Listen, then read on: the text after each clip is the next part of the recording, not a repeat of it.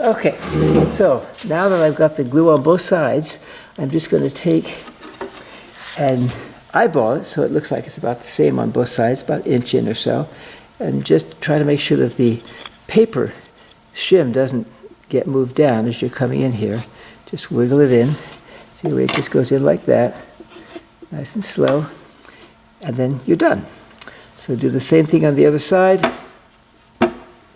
Now you will notice I have some glue on the bottom here. If you have a lot of glue on the bottom, you might want to scrape it off so it makes a tighter fit, but there's not that much in this case. So I can get about the same distance here and just wiggle it back and forth till it goes in.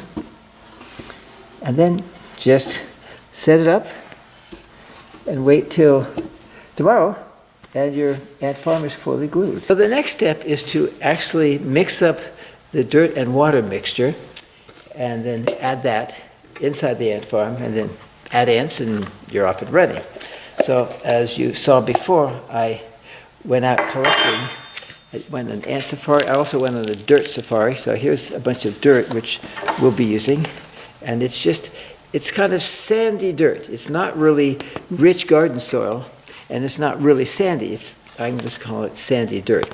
So I'm going to take this thing and I'm going to mix water in a big bowl until it's just the sort of almost getting clumpy consistency. If it's too dry, it'll keep on caving in on the ants, and if it's too wet, it just sort of makes a swamp in there, and it's not healthy for ants. So let's go get a big bowl and give that a try.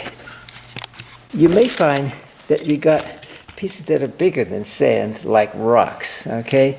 So make sure you don't have any big rocks. Like here's a rock that's so big, it probably won't even fit inside, and that's going to make a mess when you try to put the dirt in. This is going to clog it up. So I'd suggest you look around, and as you're pouring the dirt into the bowl, the mixing bowl, be on the lookout for big chunks. So I'm going to just take this, and first of all, with my spoon, I'm going to just sort of crush it flat, and then I'll put them in. Oh, there's a nice little rock. So you want to kind of avoid things like that.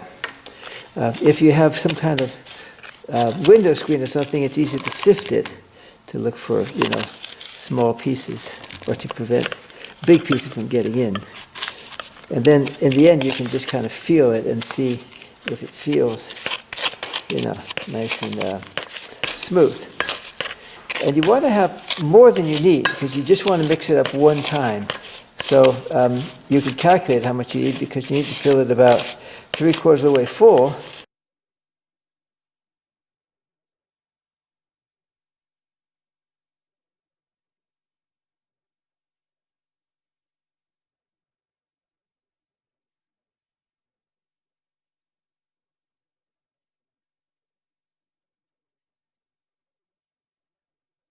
Okay, so now we're going to start filling it into the ant farm.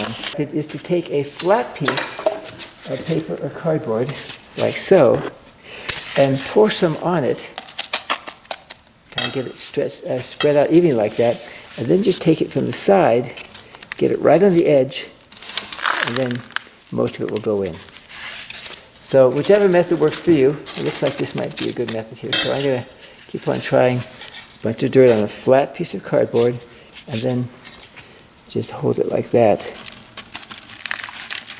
And if you block the other side with your hands, even more will go in. Now, one more thing. The ants could not climb up the taco sauce. It's too smooth. But they can climb up the wood.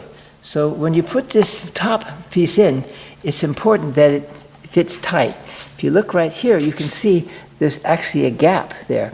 And the gap is because there's a little bit of silicone glue. I put too much glue on right here. So to get that glue off, if you happen to have like a single-edged razor blade, that's great. Otherwise, a knife or even a pair of scissors will work.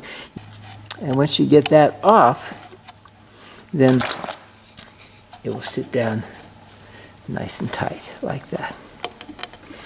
And to take it off, if you push one direction or the other, then you can just lift it up on the other side. If it's a little bit loose in one direction, just turn it like that, and then it'll be a little bit tighter. Okay, happy ant farming.